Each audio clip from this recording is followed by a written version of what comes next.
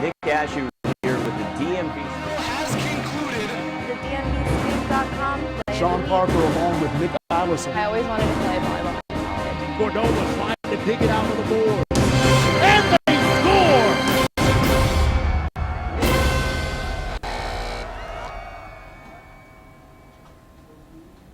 Hello and welcome into another edition of the Prep Zone. I'm Bob Trossett alongside partner Brandon Parker from the Washington Post. Thanks for joining me today. Yeah, glad to be here, man. Thanks. We've got a lot on tap today. Let's get started and give you guys a little bit of preview of what to expect from today's show. What are we going to talk about today? Today's show, recapping the Penn Relays, outdoor track and field. Brandon's going to have a whole lot in store for you there. I'm going to take you through Gonzaga versus St. John's, plus Landon versus Georgetown Prep in boys lacrosse, an IAC showdown that did not disappoint, and lastly, Sherwood versus Gaithersburg in boys baseball. That's what we will preview today, coming up shortly. Additionally, coming up, what's coming up on the show? Previewing number 5 Madison versus number 1 Battlefield in girls soccer. Brandon will take you through that one. Swapping it over to me, I'll take the St. Paul's versus Calvert Hall in boys lacrosse. That was a great game. And then the WCAC tournament in boys lacrosse. A highly touted tournament. It will not disappoint. It's already underway. We'll take you through that. And last but not least, Kendall Fuller, his player preview. Brandon will take you through that. Also, where to watch us. DMVSTREAM.COM on demand. Channel 10 FPA. Thursday at 10 p.m. Make sure to check us out there. Again, DMVSTREAM.COM. I'm Bob Trossett. So, let's take a look at DMVSTREAMS.COM's new partnership with LAC Sports Network, a 24/7 network for the sport of lacrosse. What's up, lacrosse fans? I'm excited to announce our new partnership with LACSportsNetwork.com, a 24-hour digital media network dedicated to covering the game of lacrosse, delivering thousands of hours of original programming, including live professional, collegiate, and amateur games. Now, those of you that already know about Synthesis Multimedia Productions and our platform at DMVStream.com, you know that our group has become the Mid-Atlantic's dominant force in providing live streaming of pro, college, and local high school sports. Now, in this new partnership with LACSportsNetwork.com, we'll be bringing you, the viewers, unprecedented live coverage of the Mid-Atlantic's most notable high school lacrosse programs, with matchups that include teams like Gonzaga, Georgetown Prep, Landon, Loyola Blakefield, McDonough, Boys Latin, Hill Academy, St. Paul's School, Culver, New Canaan, St. Stephen's St. Agnes, Collegiate School, and the Washington Catholic Athletic Conference Championship live from the University of Maryland. Now, in this series of 10 games, starting in early March, you can watch the best matchups live in HD with the state-of-the-art broadcast technology you've come to expect from us at Synthesis Multimedia Productions and DMVStream.com. Broadcasts will include a minimum of 5 HD camera angles, graphics, instant replay, live clock, live scoring, up-to-the-minute stats, and a 15-person crew, including directors, producers, camera operators, play-by-play color, and sideline reporters, all dedicated to creating a television-style broadcast experience that you can watch live right in the palm of your hand. To find out more about this project, go to LACSportsNetwork.com and start watching lacrosse right now.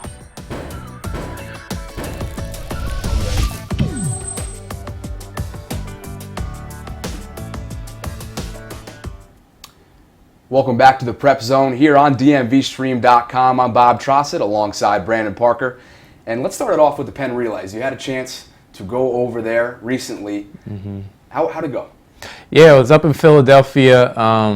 Honestly, I'm not really a track guy, I'll admit that, but it was a really cool experience to see a lot of athletic performances and displays of just speed and pace and everything you expect from some of the top runners from around the country and even the outside the country, like in Jamaica and other places like that. So the biggest ones that kind of stood out from the area, the Virginia and the DMV area did a really good and performed really well. But Drew Hunter, who, if you're familiar with track or really in general, I mean, this kid's making history every time he runs it. You should be familiar with his name. But He was running in the distance medley relay for Loudoun Valley, the boys, and they'd never been there as a team, but with him running the anchor leg, they had a lot of expectations. And when he got the baton on the anchor leg, he was about 9 or 10 seconds back, and knowing what he's done in the past, even some people are still doubting, like, I don't know if he's going to make it. Even his mom, who's the coach, was like, I don't know if Drew can make this up. But somehow that kid chugged all the way back, and by the last straightaway, you kind of see they're running stride for stride, and he leaned just forward to win by 1,000th of a second. You can't get any closer than that. But you also see he was really booking it on that anchor leg. He ran the second fastest mile split, which is the anchor leg is running the mile in pin relays history.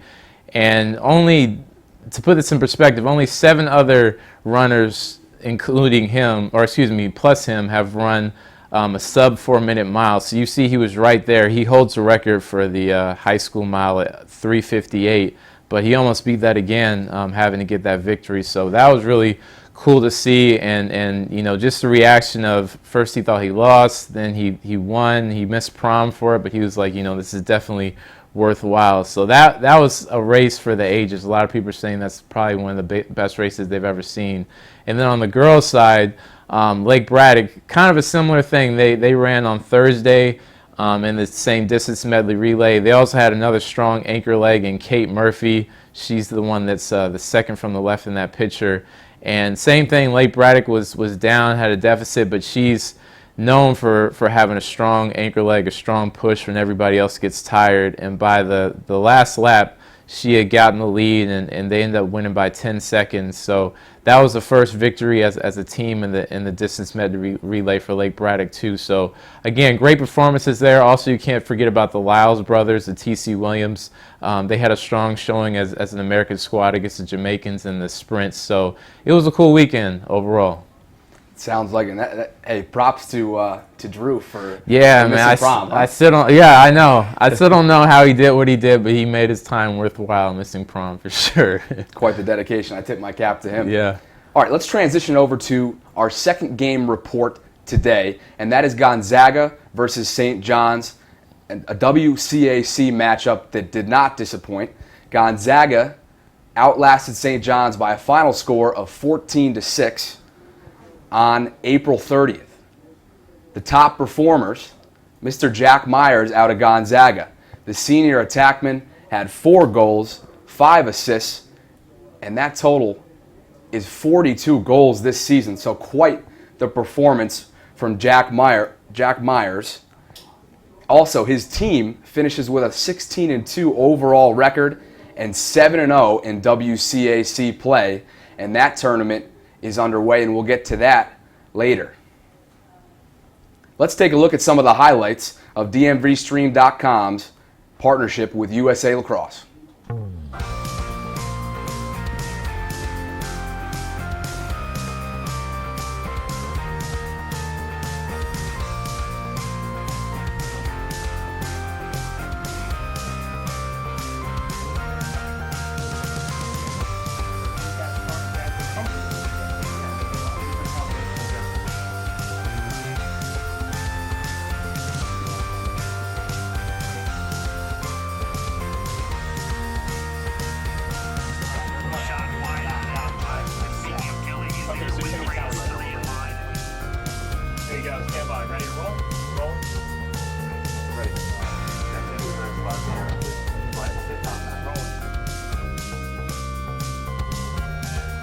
Okay, guys, so that's clear to watch number 1. We need number 3, Blue. For another 20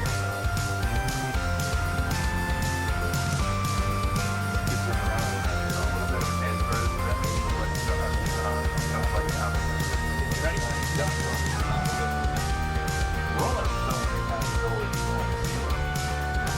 Ready, come back out to 2. Third player to watch for the blue team today, it's number 5, Tyler Duff.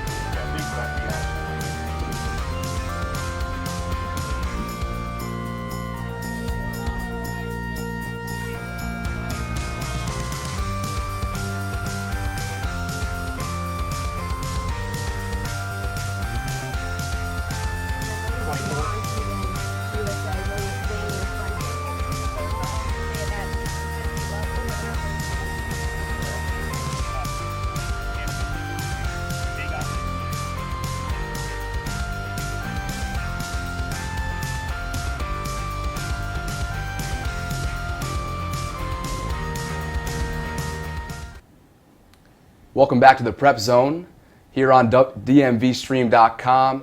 I'm Bob Trossett alongside my partner Brandon Parker. Now let's get right into game report number 3. You took a look at Sherwood versus Gaithersburg, and although the final score doesn't necessarily pinpoint a great game, take us through what went down in this one.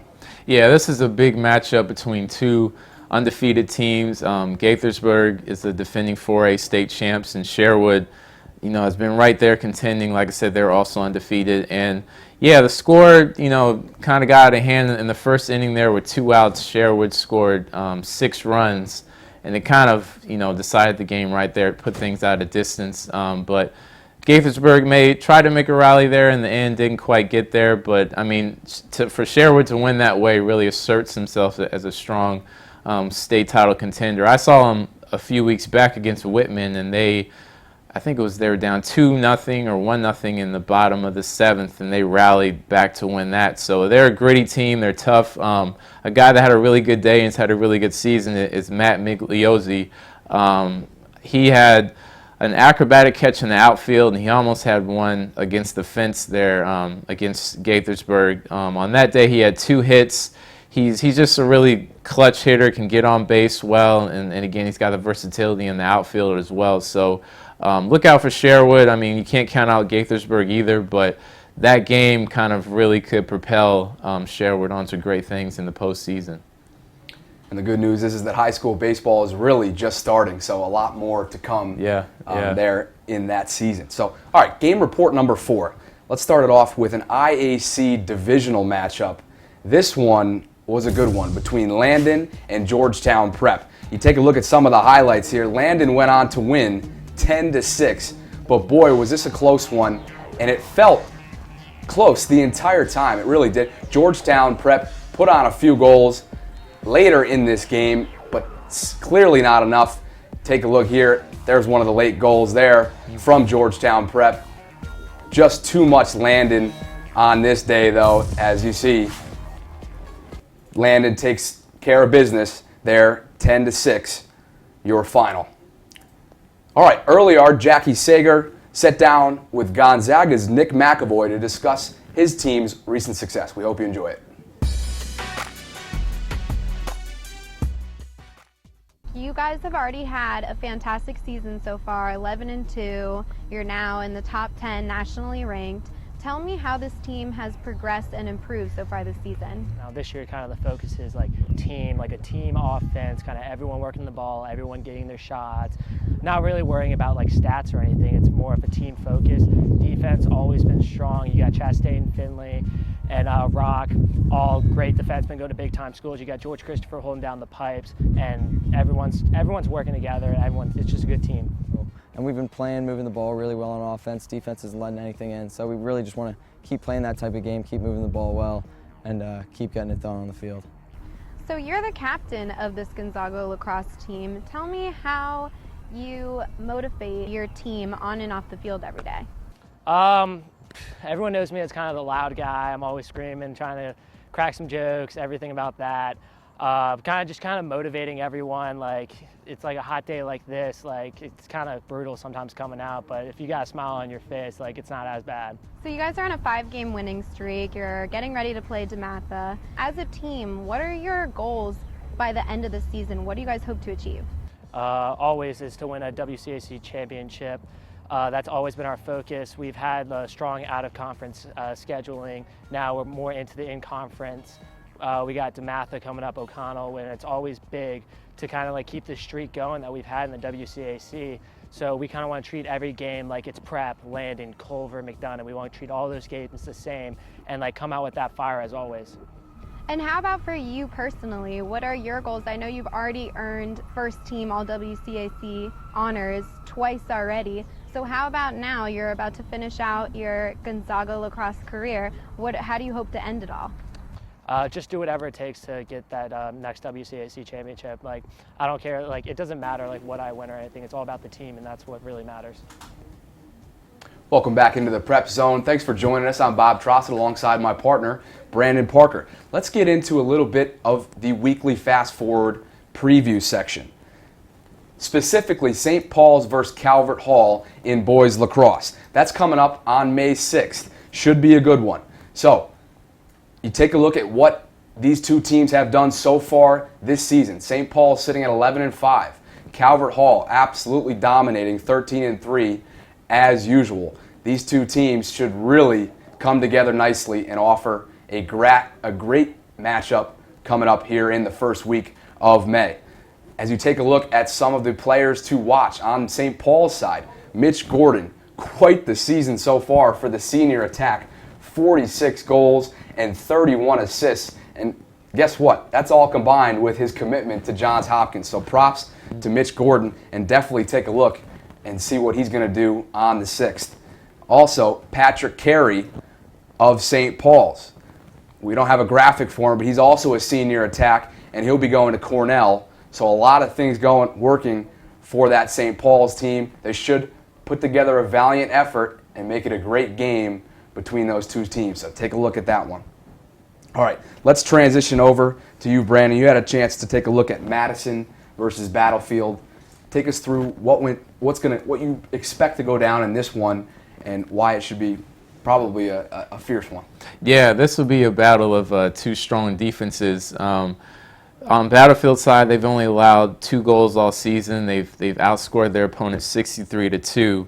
And then Madison's only allowed 2 goals as well, and they've got a strong goalie in Randy Palacios. And on Battlefield side, they have a strong all-Met defender in Shannon Lee. So, you know, this one probably there won't be too many goals scored. It'll probably go down to the wire, and they're playing out of conference right before the playoffs start. So it'll be a good tune-up for both teams to kind of see what they've got before they head into conference and region play. But This will be an interesting one to watch for sure. And Battlefield is the 2-time defending state champion, so they probably enter as the favorite, whereas Madison's kind of an upstart team this season. But again, this will be a grinded out good game to watch that could come down to the last few minutes.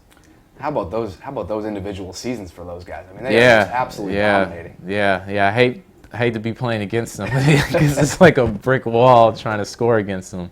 It's amazing. Whenever you see the goose egg in one part of the record, usually Right. the second part of it, you've got to be happy with that. So. Yep. All right. Well, our Tyler Byram sat down earlier with PVI baseball standout Jack Cunningham.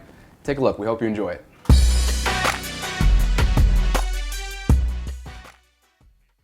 Tyler Byram here with senior from Paul VI, Jack Cunningham, also a commit to Boston College. Jack, you've been a member of this team for 4 years. What does it mean being a senior in this team, having one of your best seasons? It means a lot, and just being a good leader, trying to do the best I can every day, and been on a roll this year, looking to keep it up.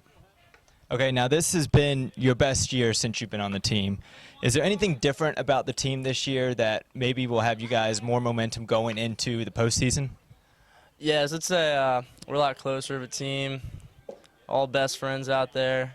Keeps us together when we're going through some bad moments, so I think that's probably the biggest thing going for us. Okay, now you guys have lost in the quarterfinals for the past 3 seasons that you've been with the team. What is your team goal this year? Is it to get past that quarterfinal hump? Is it make a run at states, win WCACs? What's your guys' goal? Our goal is to win WCAC and states all together. Okay, now you have played multiple positions with your team. What do you prefer? Probably out in the field. I like being out in the field, playing center field, kind of growing into that position. I really like it. I feel like I'm a leader out there. I'd say, yeah, that's my favorite spot to be.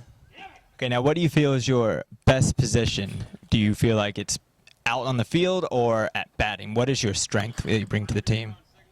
Definitely my batting, speed and batting, definitely. Now, you're recruited to Boston College. Can you tell me a little bit about that process and what it was like for you? Boston College was kind of came out of nowhere my junior year. Mid baseball season, it's about a year ago from today. They came out to a practice here, and I just took off from there. I visited in the summer, really liked it, and it's ACC school, so you can't really get better than that. Yeah, what you really like about Boston College? You had a couple other offers, Old Dominion, William & Mary. What attracted you to Boston College? Because that's a bit of a ways away from maybe your traditional school. I think getting out of Virginia was kind of neat to me.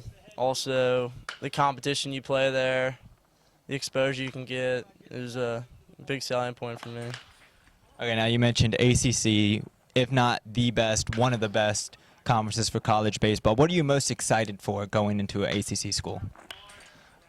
Just the teams I play, the places we'll go, like Miami, North Carolina. I think it'll be a lot of fun. And then we got a lot of good kids in my class, so I'm looking forward to it.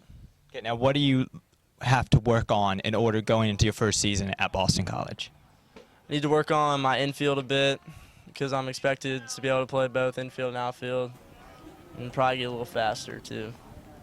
Is that what they require? Welcome back to the Prep Zone here on DMVSTREAM.COM. Thanks for joining Brandon and I today. I'm Bob Trossett. Hope you're enjoying the show so far. So let's get into a little bit of the preview in the WCAC tournament this year in 2016. They're already in the semis, but boy, should this be a good finish here in this tournament as you take a look at some of the highlights from round one between Gonzaga and McDonough. McDonough jumped off early and maintained their lead through the majority of this one. You see 8-3 here, and then in another first round game, you just see Gonzaga is the favorite in this one, as in recent years. They should really put on a show in this year's tournament. Yeah, they seem to always be there in the end. Like they just, I know them and Georgetown Prep have a big rivalry, but they just seem to reload each year. Like you see, they're at the top of the standings, and I know PVI just got knocked off by DeMatha, so you wonder if that gives Gonzaga kind of a clear path. I mean, anything could happen in the playoffs, but Gonzaga's definitely the favorite going in this year in the semis now, like you said. And as we touched on earlier, they do have that sophomore attack, Jack Myers, who has contributed a lot to that Gonzaga team. But let's take a look at some more players to watch throughout the conference. How about Gonzaga's? We're talking about Gonzaga again, Brandon. It seems like it's over and over again here. They got so many weapons. But yep. Avery Myers, 42 goals on the season along with 13 assists.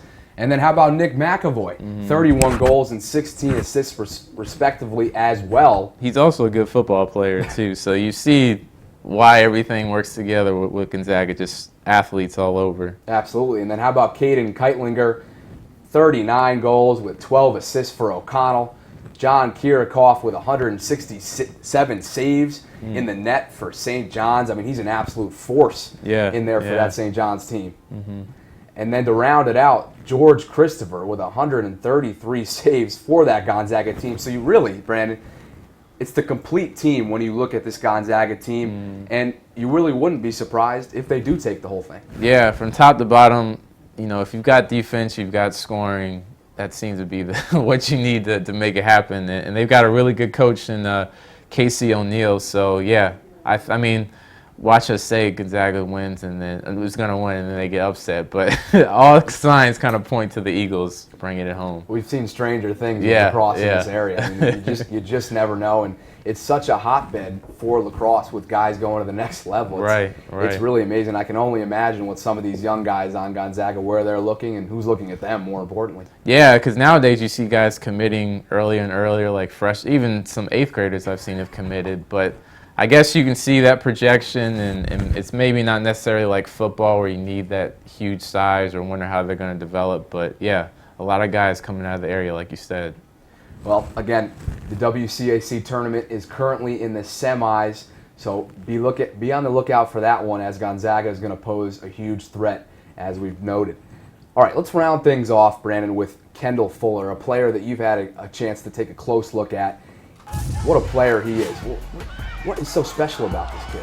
Yeah, I mean, we talk about guys coming from the area, and here's another one that's making it to the top level. And when you talk about him, you think about versatility. Like, he can do it all. His senior year, he was the All-Met Offensive Player of the Year, even though he spent most of his time on the defensive side. But he still was a good receiver. Sometimes they ran him out of the backfield at good counsel. So he's just a guy that can do everything. And really, I mean, if you look at some of the comments the Redskins made after they drafted him, this is really a first-round pick guy, but he hurt his knee during his junior season, so there's some kind of uncertainty as far as how long his timetable of recovery might be back, or if he's going to be back the same. But a torn meniscus nowadays is something that's kind of common, and usually guys can come back from it. So if he, projects and plays like people thought he would before he got hurt, to be a first-round pick, to get a guy like that in the 3rd round could really go a long way for a Redskins defense that, can always use some help in shoring up the secondary. So, you look at all he did in high school, Gatorade Player of the Year, U.S. Army All-American. He's a 5-star guy. And we talk about, the Fuller name is well known in the NFL. He's got three other brothers that played in the NFL as well. That it's not necessarily a guarantee for success, but if you've got 3 other guys that have done it before you, you have to think that, he's kind of knows the ropes and knows what it takes to succeed. So, I'm sure he's glad to be staying home. He's a great lockup defender, but he can also play in like the nickel or the slot against different guys. So the Redskins, they even released Chris Culliver, who was a starter last year, after drafting Fuller. So it kind of shows the confidence that they have in him once he gets back. So it's always good to see guys from the DMV succeed, and I think he'll be another one that does well at the next level. It seems like he's got a bright future ahead of him, no doubt about it. How would you describe the impact he has on kids around here in the DMV? It's big. It's big. I mean, just to see a guy 3 years ago that was playing, at the high school level, and now he's moving on to the next. Guys see that, and it should make them hungry to think, I can follow in his footsteps. And good counsel has produced even more since then. They've got Keandre Jones, who's going to Ohio State. A lot of people say he's an NFL caliber guy. You've got DeMatha always producing guys, that can make it to the next level and the pro level as well. So, like I said, success breeds success, in this area that really holds true in football and basketball. So I think once we see him in uniform, once you see him succeeding, and you can just go down the street to see him playing at FedEx Field. So I think it'll be fun to see. I'll tell you what, doesn't football season seem so far away? Yeah, it'll be here before we know it, though. There's a lot to happen before that here in the DMV, though. I mean, we got baseball, we got lacrosse, and that just seems enough. Oh, yeah. It's always something to do in this area to look for sports-wise. Absolutely. Again, we got the WCAC tournament coming up, the IAC tournament coming up. You got PVI just being knocked out by DeMatha. There's a lot going on here in the DMV.